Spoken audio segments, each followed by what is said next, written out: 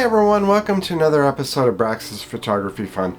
Well, this is just another follow-up video, one that I did a couple years ago, and it was a test that I did, and I had to do it for myself just to see if I should be reconsidering things.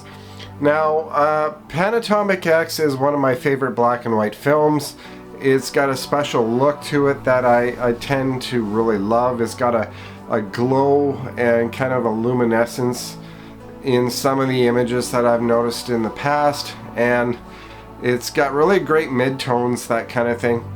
And talking to my photo friends in Vancouver, that they were suggesting that I try TMAX 100 again. Now, TMAX 100 is a film that never really grew on me. I didn't particularly care for its look.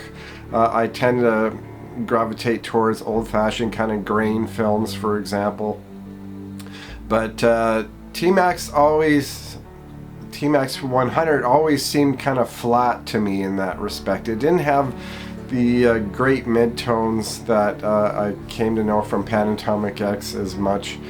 But yeah, but there was a photograph where I did with a flash on TMAX 100 that actually I did like, and that was one of the few exceptions with TMAX 100. But most of the time I just felt TMAX 100 just seemed kind of flat to me. Now, my photo friend Andy, who also has his own channel, he also did this test in the past. He used 4x5 film of TMAX 100 and Panatomic X, and he shot some tests over at Riverview, and he came to the conclusion that TMAX 100 is the better film. It's got a sharper image, the grain maybe even slightly finer, is maybe a slightly more contrast as well, but he found that he liked the look out of TMAX 100 better. So in retrospect to that, I am a Panatomic X person, and as I said, I don't love TMAX 100, so I did my own test as about a year or so ago, and shot it on 35mm. I got some rolls of TMAX 100, I got a roll of Panatomic X, and I got a roll of Fuji Acros 100, the original version. And just to note that all three of these films are designed to be similar in look. So I scan them up, my Plus X, or my Primefilm XA film scanner, and the results were fairly similar. So anyway, let's get on with it. Let's actually take a look at the results that I got off of 35mm off these three different films at the Riverview shoot, and let's take a look and see how close they actually are in comparison.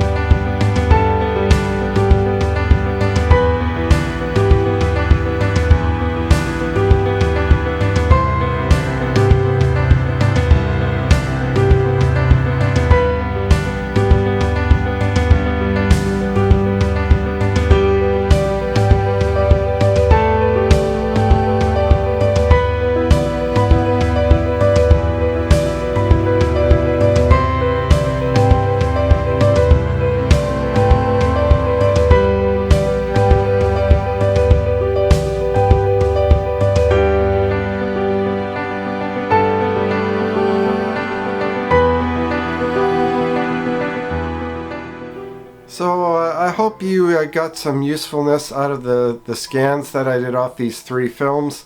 As you will have noted, they do all have a very similar look to each other. It could also be because of the Primefilm film scanner that I was using. Maybe it was selecting or scanning the files in such a way that they all have very similar tones. I did find the TMAX 100 held up fairly well in this test, and that it really does look a lot like the other 2 films in that respect. It's not a film that I will continue to use in the future very often, because I prefer Acros myself, and of course Panatomic X. But with that said, I wouldn't shy away from using TMAX 100 in the future. It's just the grain on it is just almost too fine, where it has almost a very digital look to it, and to me that's not film. But don't shy away from using TMAX 100. It is supposed to be a replacement for Panatomic X, and it was designed to be that way when it was introduced. It also was a film that was designed to replace some other films as well, like Plus X and that kind of thing. But needless to say, they're all 3 really great films, and I wouldn't shy away from using any of them at this point, but I still would prefer to use Panatomic X or Acros 100 for that matter. But anyway, hope you care to comment, like, and subscribe on my videos. Give me a thumbs up if you like. And yeah, we'll see you next time. Thank you for watching.